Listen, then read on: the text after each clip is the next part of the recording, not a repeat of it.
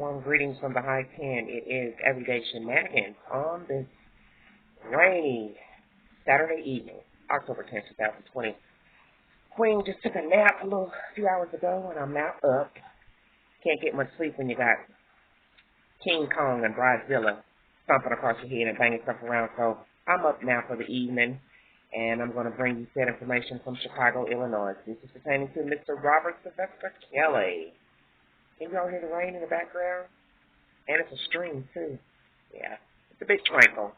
Anyway, here's the said news, you guys. This is from Crime Online. Latin King accused of murder is moved to new prison, feds say. The inmate who allegedly attacked R.Kelly inside the singer's cell last month has been moved to a different jail, federal prosecutors revealed in court documents filed Tuesday. According to TMZ, federal prosecutors said the inmate who assaulted Kelly, 53, on August 25th at the Metropolitan Correctional Center in Illinois was relocated to a facility in Michigan. Federal authorities described the incident as a one-time and isolated ordeal, meaning Kelly should not be released on bail while awaiting trial. Federal prosecutors have described Kelly as a flight risk who poses a threat to the public. In court documents, Kelly's attacker identified himself as Jeremiah Farmer, 39. Farmer wrote that he assaulted the singer to shed light on government corruption. However, initial reports suggested Farmer assaulted Kelly because the detention facility was placed on lockdown a couple of times due to people protesting outside for Kelly's release. Doomsday, Death, and Deception. Oh, that's another article they put in there. Sorry about that.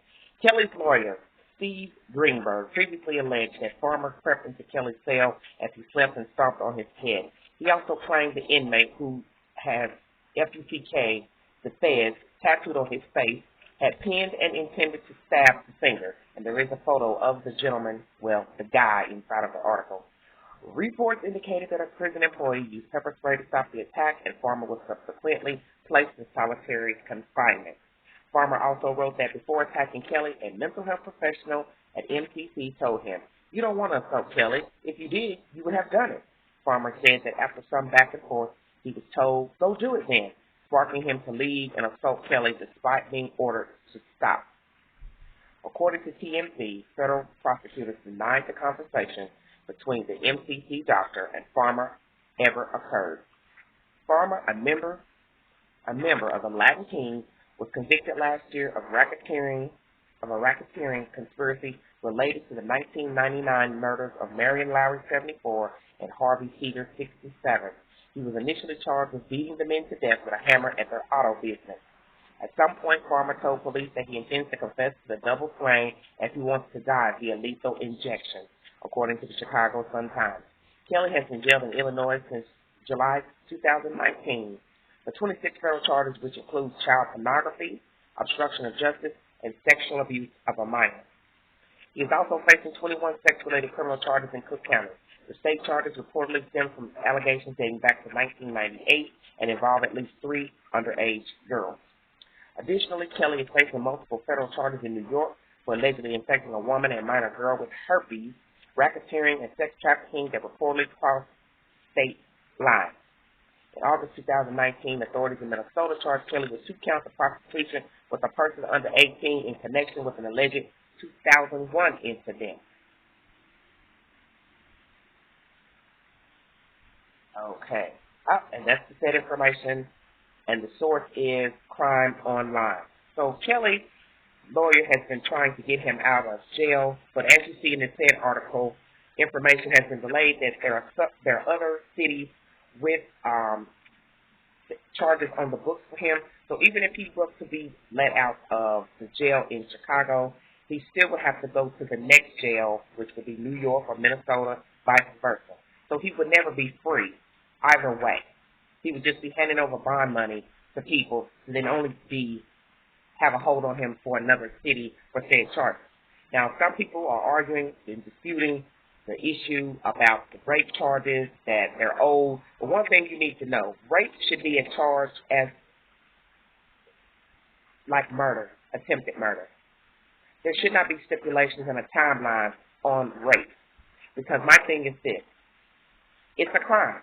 Whether you want to believe it or not, whether you're rallying for Mr. Kelly or not, rape is rape. So it doesn't matter if something happened in 2001 or 2006.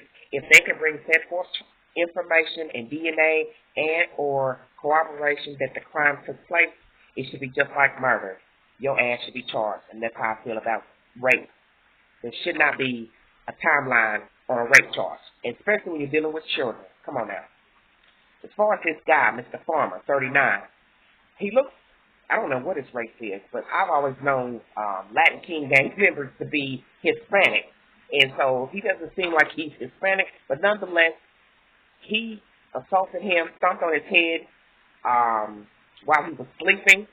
And obviously he did this because people were protesting outside the jail, and they locked the jail down, and allegedly these were his reasons originally. I don't know why the jail would lock inmates down because people were outside protesting. That really makes no sense to me. But, you know, nothing makes sense these days. But now this guy is in a facility in another state, and he is saying that he's going to plead guilty to the murders of those two men that were murdered at the auto business that he allegedly killed, and he wants to die by lethal injection. So go figure. Who knows? The guy may be crazy, schizophrenic. I don't know.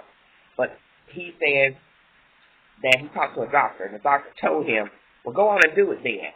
So now I'm sure this doctor is going to be in a hot mess trying to defend that he did not have this conversation with this said farmer. It's just a bunch of mess. Everything pertaining to R. Kelly is a mess. Some people are still believing that he is innocent, but I do not. I really didn't want to comment about R. Kelly because I've talked about him, you know, in my previous videos, and I don't feel like I have to keep repeating myself about the said charges against him. Robert Sylvester Kelly has some serious mental issues revolving around sex. He is a deviant, and I believe this. I believe he's a narcissist. I believe he's deviant. He has a God complex, and he felt like he was untouchable. And whether he could read or write or not, he knew how to have sex. And as far as the sexual diseases of infecting the women with herpes, we already know that most of the women he slept with have herpes unless they didn't use a condom. So that's a crime in itself. One can be sued for infecting a person with a lifelong disease such as herpes, HIV/AIDS, for those of you who did not know. And some people have been sued for infecting women and men with HIV/AIDS. So herpes is no different because it is an incurable disease. So therefore, we will see how that pans out.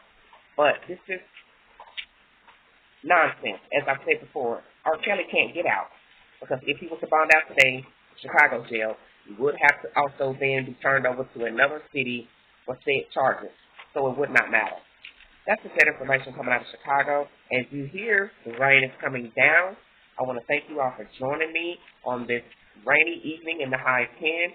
Thanks for the prayers, the kind words. I appreciate it. Once again, shout out to Planet of Faith. You all stay safe out there. Have a prosperous and blessed weekend, safe weekend. Mask up. This is Everyday Shenanigans. Like, share, subscribe, drop a comment below. I'm out of here. Bye-bye.